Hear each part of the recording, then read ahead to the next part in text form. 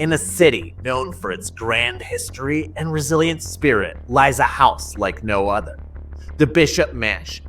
Once Detroit's largest private residence, this Tudor Revival masterpiece stood as a symbol of faith, luxury, and power. But today, its grand halls are quiet. Its story is nearly forgotten. What happened to this architectural marvel, and why does it remain one of Detroit's most enigmatic landmarks?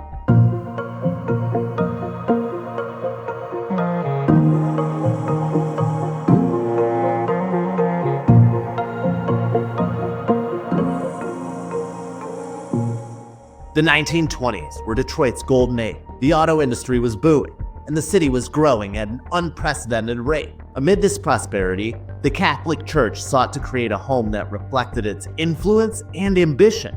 And so, the Bishop Mansion was born. Designed by McGinnis and Walsh and constructed by the legendary Fisher brothers, this 33,000 square foot Tudor Revival home wasn't just a residence. It was a statement of power and permanence. Built between 1925 and 1928, the mansion served as the official residence for Detroit's Catholic bishop. From its chapel to its 12-bedroom and 11-bathroom, every detail reflected the church's prominence in a rapidly growing city.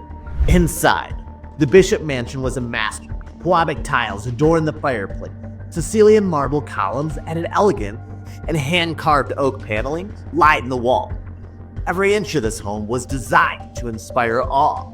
Walking these halls, you can almost imagine the bishops who once lived here. This was more than a home. It was a sanctuary, a place of both quiet reflection and grand reception. For decades, the mansion housed some of Detroit's most influential religious leaders. But in 1989, the Catholic Church sold the property, marking the end of an era. It was the beginning of a new chapter for the house. One filled with glamour, ambition, and, yeah, you guessed it, heartbreak. NBA star John Salley, fresh from his success with the Detroit Pistons, purchased the mansion. His ownership brought a touch of celebrity to the property. Lavish parties, glamorous gatherings. Salley's time here was short, but left its mark on the mansion's story. Imagine this space filled with music, laughter, and Detroit's elite. Salley's ownership may have been brief, but it added a new layer to the mansion's history.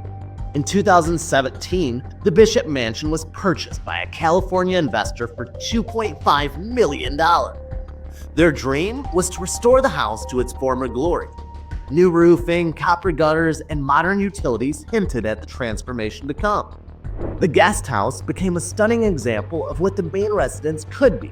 But tragedy struck, and the investor passed away, leaving the project unfinished. What now?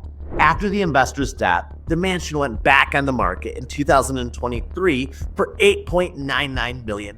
Despite its potential, buyers hesitated. The scale of the project and its unfinished state were daunting. The price dropped to $6 million before the listing was withdrawn and the property went to auction in 2024. For a house like this, the journey through the market isn't just about the price. It's about finding the right person with the vision and the resources to bring it back to life. In October 2024, after failing to sell at auction, the Bishop Mansion finally found a buyer. A prominent family purchased the home for somewhere around $1 million. Or at least that's what I was told by one of the neighbors. And this is just a fraction of its potential value. Could this be the start of a new chapter for Detroit's largest mansion? Restoring a home like this is no small feat. The cost will be staggering, but the reward? Preserving a piece of Detroit's history and creating something truly extraordinary. Over the years, whispers of hauntings have added to the mansion's mystique. Shadows in the windows, footsteps in empty halls, and the soft hum of organ music. Whether you believe in ghosts or not, there's no denying the house feels alive with history. This house has seen nearly a century of triumphs and tragedy. Its walls hold stories that we may never fully uncover. The Bishop Mansion isn't just Detroit's largest private residence. It's a symbol of the city's resilience and potential. Its story isn't over yet. What do you think? Could you take on a project like this? Let me know in the comments down below.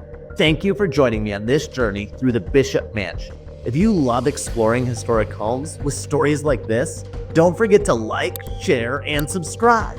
And I'm Chris with History Loves Company. Every home has a story, and I can't wait to share the next one with you.